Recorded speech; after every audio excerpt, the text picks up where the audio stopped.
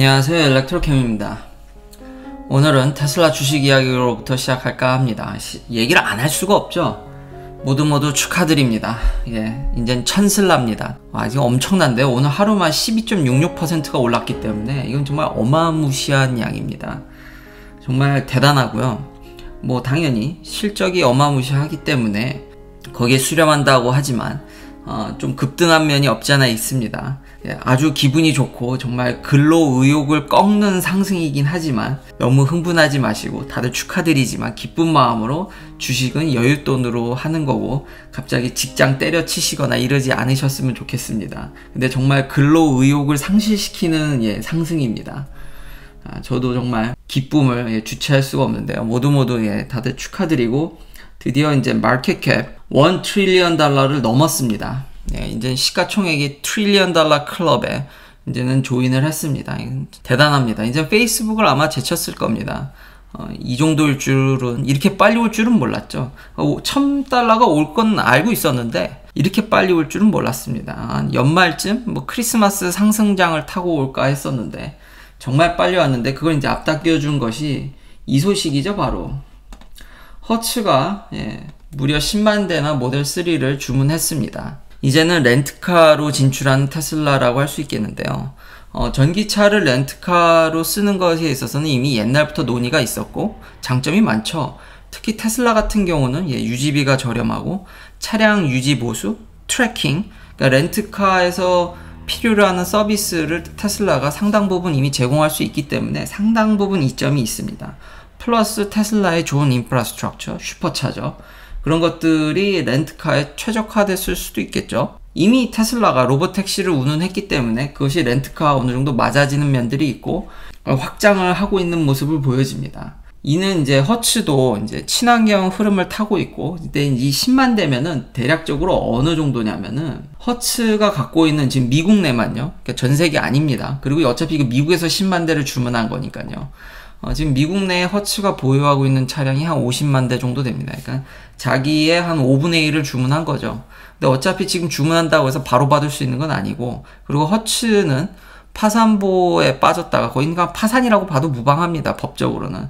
근데 엄밀히 말하면 이제 파산보호인데, 그렇기 때문에 이제 그 목숨만 댕강댕강 하다가 여기 보면 나이햇 캐피탈 매니지먼트가 이거를 결국은 돈을 수혈해서 사실상 이제 주인이 바뀌면서 이제 기사회생하면서 이제 전기차로 전환한다고 하죠. 테슬라의 장점은 10만 대면은 이게 미국 판매만 해야 되기 때문에, 지금 이제 올해 한 100만 대 가까이 가지만 그러면 그거의 한 10% 정도의 물량이지만 미국 한정으로 하면은 한 20% 가까운 물량입니다. 그러니까 테슬라한테 결코 적은 물량이 아닙니다. 그리고 모델 3 제일 싼 게, 제가 어제도 얘기했죠. 이거 가격 올려서 전혀 싼 차가 아닙니다. 이걸 무려 10만 대나 주문했기 때문에 호재고, 테슬라의 사업 확장성 여러모로 다 좋은데 단점도 좀 있습니다. 전통적으로 허츠가 차를 사는 거는 결코 그 자동차 브랜드의 결코 좋은 모습이 아닙니다. 미국도 똑같습니다. 이제 한국에서 택시로 돌아다니면 그 차 이미지가 하락하는 면도 있죠. 미국에서는 그게 택시가 아니라 렌트카입니다. 렌트카. 과연 이제 테슬라가 렌트카로 돌려졌을 때 이미지가 어떨지 저는 그게 궁금하긴 합니다. 근데 테슬라는 좀 다르기 때문에, 그리고 이게 좀 싼 차는 아니죠. 여전히 비쌉니다. 4만 불이 넘는 차이기 때문에 허츠가 싼 차만 렌트해 주는 건 아니니까요. 포르쉐도 렌트해 줍니다. 고급 모델로. 근데 이제 대중적으로 10만 대라는 건 어느 정도 허츠의 대중적인 모델을 얘기하는 거니까. 근데 과연 그렇게 이제 판매량이 됐을 때 이 테슬라 이미지가 어떨지 궁금하다라는 거죠. 근데 과거의 그런 시선을 그대로 투영하기는 좀 어렵긴 하길 것 같긴 합니다. 왜냐면 요즘 여전히 렌트카가 미쳤습니다. 이게 구하기가 어렵고 렌트카 단가도 올라갔습니다. 예전같이 차를 싸게 빌리기는 요즘 쉽지가 않습니다. 그런 면들이 있기 때문에 과연 전통의 시각으로 이게 좀 이미지가 소비되는, 그러니까 옛날에는 허츠 주인이 포드였거든요. 포드가 재고를 밀어낸다든지 아니면 무리한 매출 상승을 푸시하는 바람에 그런 좋은 모델들을 렌트카로 일찍 소모시켜서 이미지가 하락한다라든지 그런 전례가 있긴 한데, 요즘은 너무 상황이 달라져서 그리고 테슬라라는 브랜드가 차만으로 평가받는 브랜드가 아니라 자율주행이라든지 다른 면으로 평가받는 면들이 많은데 과연 이 렌트카 사업이 어떻게 될지 궁금하긴 합니다. 일단은 그래도 단기적으로 호재죠. 그리고 저 10만 대, 예, 내년 1년도 넘게 걸린다고 하죠. 그 올해 거의 다 갔는데 그 내년에도 못 받을 확률이 높습니다. 그렇기 때문에 이제 장기적으로 이제 친환경으로 전기차를 돈다고 이제 허츠가 발표했기 때문에 그래서 이제 장기적인 거죠. 당장 차를 못 받으니까. 그래서 저희 궁금한 게 오늘 또 다시 확인했거든요. 아니 허츠가 10만 대나 주문해서 이게 에스티메이션 딜리버리가 미뤄지지 않나 했는데 아직은 예, 큰 변화는 없습니다. 내년 4월에 스탠다드 레인지가 나오니까요. 다른 것들도 그대로라서 아마 증산을 염두에 두는 건가요? 일단 estimate delivery는 그대로다. 또한 허츠가 이런 지금 렌트카에서 부는 친환경을 이제 고려했을 때 타회사를 고려 안 했을 리 없을 텐데 타회사를 전기차를 주문하기가 10만 대나 꽤 어려웠을 겁니다. 지금 GM, 지금 볼트 제대로 생산이 안 되고 있죠.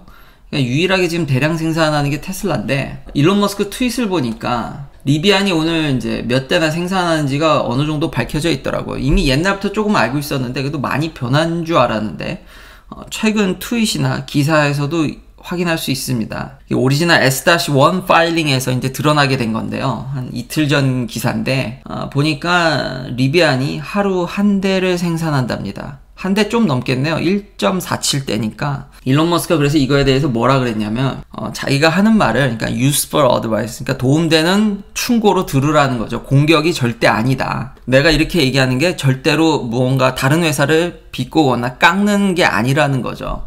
왜냐하면 자기가 거기 있어 봤기 때문에 I've been there before 이죠. 예, 자기가 거기 경험해봤고 거기 있어봤기 때문에 램프업이 어마무시하게 어렵다라는 걸 몸소 겪었기 때문에 이 신생 브랜드라고 이걸 피해갈 수는 없을 겁니다. 리비안이나 루시드나 예, 비슷할 겁니다.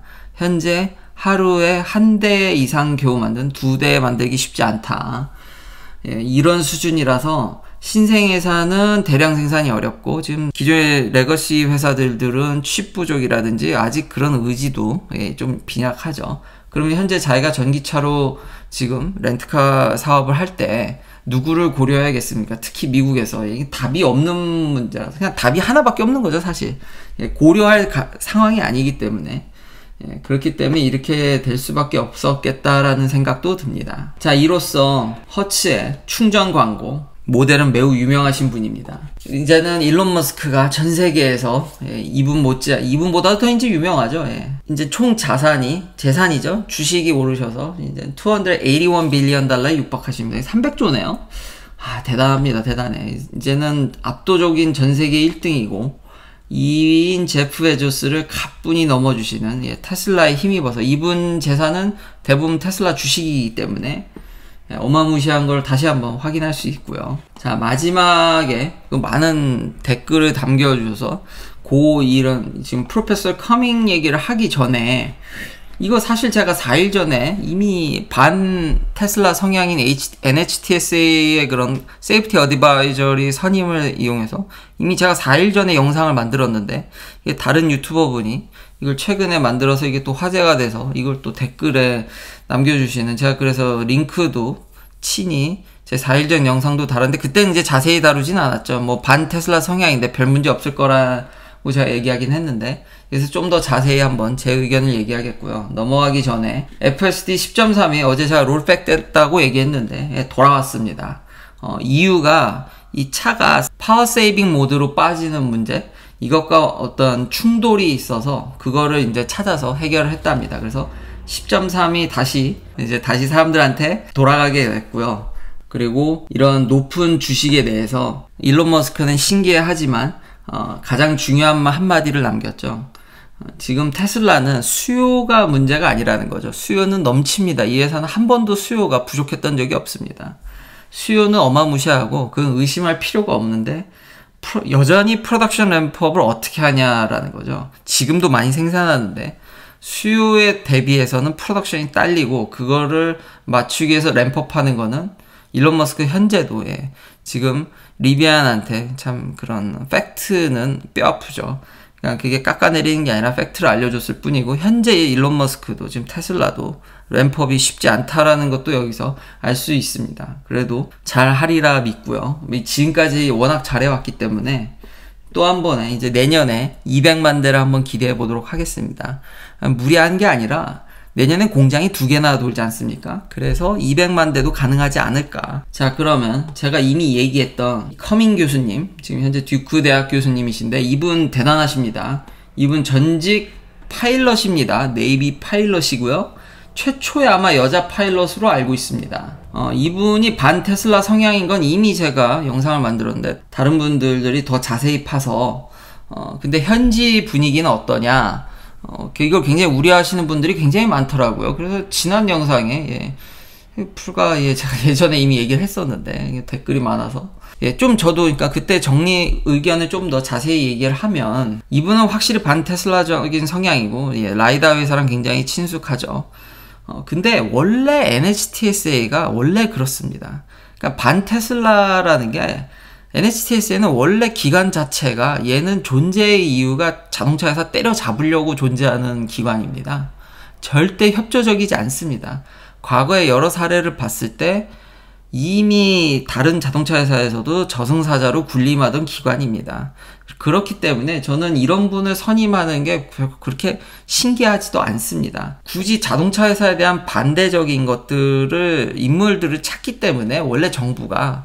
근데 이제 제가 아쉬웠던 점이 그때 좀 그 의견이 잘 전달되지 않은 것 같아서 제가 아쉬웠던 거는 아직 전기차가 테슬라만 잘 팔지 다른 회사가 잘 팔고 있지는 않습니다. 전혀 잘 팔고 있지 않죠. 지금 리비안 1대, 2대. 그러니까 좀 전기차 시장이 좀 커지고 나서 이렇게 해도 되지 않을까라는 생각을 했는데 오늘 테슬라 주식이 1000불이나 뛰고 지금 이 회사 내년 200만 대죠. 그러니까 전기차 시장은 여전히 작지만 이 회사 혼자는 이제 수익률이나 판매 대수가 이제 미국 내에서 GM이나 포드의 영역에 이제 준하게 됩니다. 이제 2, 3년 내에 그게 보입니다, 그냥.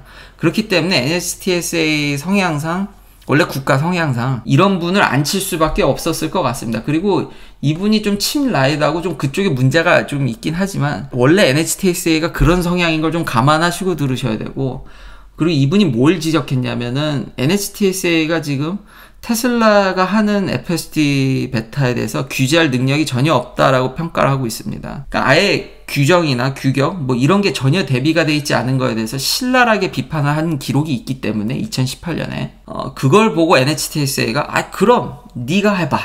네가 한번 앉아가지고 테슬라를 한번 앞으로 이런 것들이 빨리빨리 변하는데 우리가 아직 준비가 안 됐으니까 네가 한번 앉아서 이걸 해보라고 이제 하는 거죠. 이는 이것만 이런 게 아닙니다. 그리고 원래 과거 NHTS가 다시 한번 이렇고, 최근에 이거 보면은 리나 칸이라는 아주 무시무시한 분이 있는데 아주 젊은 나이인데 이분도 아주 대단하신 분이죠. 이 예일 대학에다가 러 저널에다 한 편 쓰셨는데 그런 아마존에 대한 엔타이트러스트 패러독스라는 걸 써서 이제 스타가 되신 분인데 이런 빅텍 그리고 이런 독과점에 대한 어떤 안 좋은 점들 이런 테크놀로지의 어떤 이런 부분들이 긍정적인 면들보다 나쁜 점들이 많다라는 것들을 일목요연하게 써서 지금 아마 공정거래위원장 그런 쪽에 이제 장을 하나 맡으셨죠. 이분이 어린 나이에 89년생인데 콜롬비아 교수실 텐데 부럽습니다. 이런 분을 파격적으로 페더럴 트레이드 아마 커미션인가 거기에 앉혔을 텐데 빤히 이런 논문 쓰시는데 뭐 어떻게 할지 뻔하지 않습니까? 그러니까 원래 미국이 견제, 균형 그런 것들을 많이 이렇게 중요하게 생각합니다. 그래서 이 다른 쪽 분야를 봤을 때도 충분히 현재 정부나 이런 스탠스가 이게 이해가 되는데 이제 제가 저번에 아쉬웠던 거는 아까 말했듯이 전기차 시장에 대한 규모를 고려했을 때 좀 이른가 했는데 오늘 주식이라든지 지금 테슬라가 폭발하는 조짐들 이런 것들을 봤을 때는 이제 내년 늦어도 내후년이면 명실상부의 이제는 전기차로만으로도 기존 레거시 회사를 넘을 수준에 올 거기 때문에요. 지금 아마 견제를 해야 된다고 생각하는 것 같습니다. 그래서 당연히 뭐 테슬라한테는 안 좋은 거지만 원래 다시 한번 NCTSA는 원래 그런 기관이다. 좀 아쉬운 점도 있었지만 근데 지금의 엄청난 테슬라의 발전 속도와 규모를 봤을 때는 뭐 한편으로 정부가 이러는 것도 이해가 돼서 소비자들은 이런 정부의 강력한 관리 감독 규제와 테슬라가 그걸 이겨내려는 것과의 그런 경쟁 속에서 좋은 상품으로 이제 테슬라의 상품성이 저는 더더욱이 올라갈 것으로 생각을 합니다. 긴 영상 시청해 주셔서 감사합니다. 내일도 테슬라 관련 이야기들로 찾아뵙겠습니다.